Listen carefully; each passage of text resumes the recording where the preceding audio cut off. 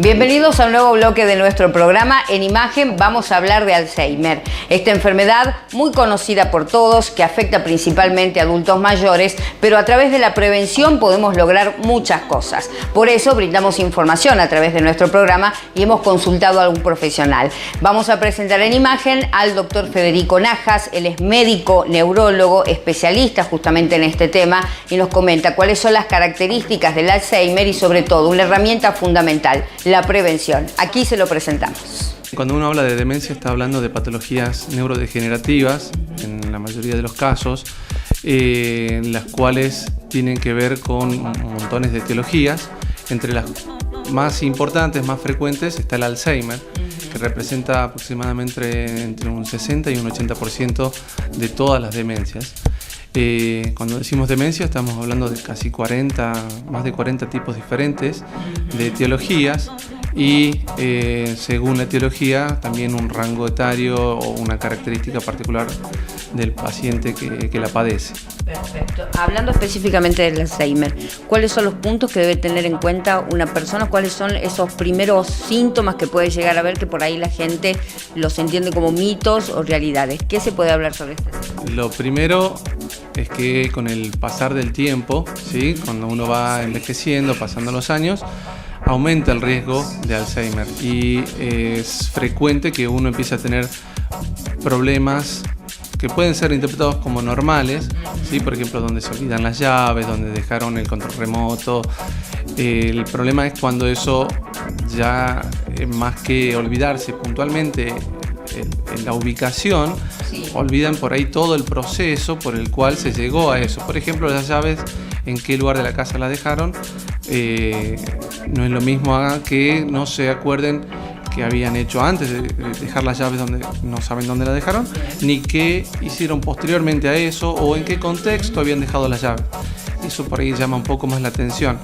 Es decir, hay cosas que nos tienen que mantener alerta, pero dentro de eso hay cosas que son normales y que es importante diferenciar, porque si no, cualquier olvido que es benigno puede confundirse con algo patológico.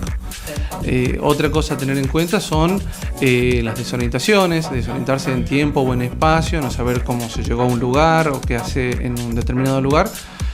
También es algo que suele ser un signo temprano. Problemas en el razonamiento, en el seguimiento de pasos, por ejemplo, tener dificultades para seguir las instrucciones de una receta que por ahí conocían, si la señora tiene algo que hacer en la casa y bueno, eso que hace habitualmente de repente saltea pasos y se olvida alguna parte de la tarea, eso también hay que tenerlo en cuenta.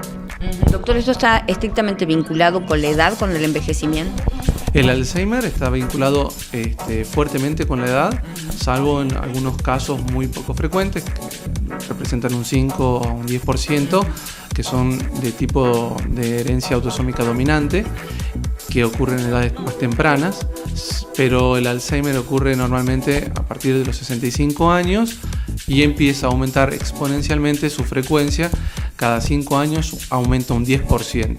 Doctor, ¿se puede hacer prevención sobre el Alzheimer? Lamentablemente es lo único que podemos hacer, porque no existe una cura para el Alzheimer y los tratamientos de los que se dispone, farmacológicos, tienen como objetivo enlentecer la progresión, tratar de que el deterioro no sea tan rápido y tampoco es que se logra en un modo muy efectivo, ¿sí? Se enlentece entre 6 meses a 12 meses el avance de la enfermedad.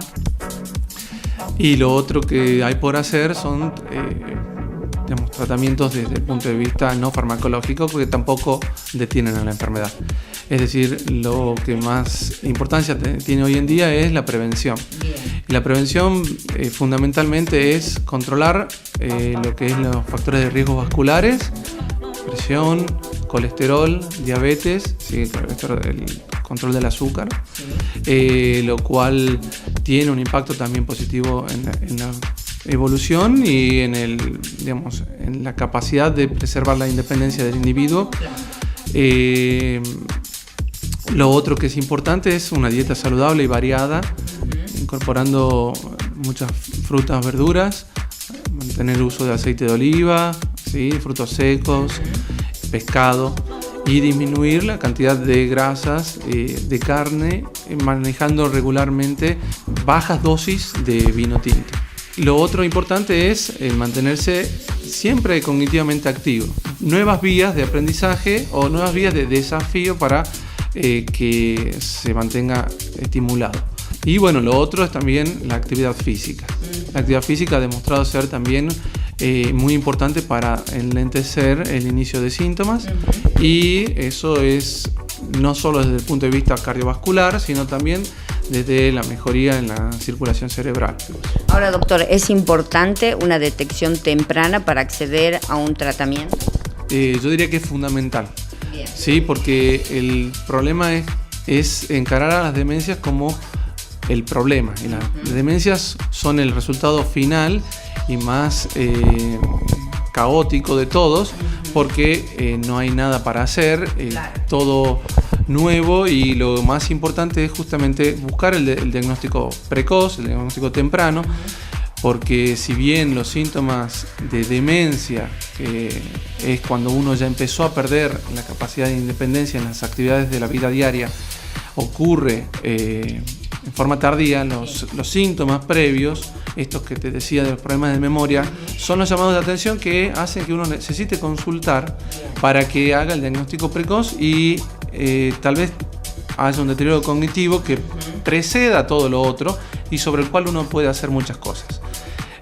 No quiero dejar de decirte que los problemas que se relacionan a la demencia de tipo Alzheimer no empiezan en ese momento, sino que empezaron casi 25 años antes en los estudios, producto de, trastornos fisiopatológicos relacionados a la enfermedad, pero que no manifiestan síntomas.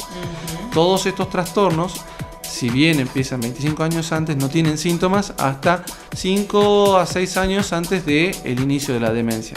Entonces, si lo agarramos en ese momento, tenemos mucho tiempo como para trabajar, y sobre todo para que cuando aparezcan los síntomas de demencia uno pueda planificar su futuro, planificar cómo se va a manejar cuando empiece a tener fallas más grandes, quién va a ser su médico, cómo se va a manejar en la familia, un encare desde el punto de vista más amplio, y del cual uno es el que decide como el enfermo y no el familiar decide por esa persona enferma.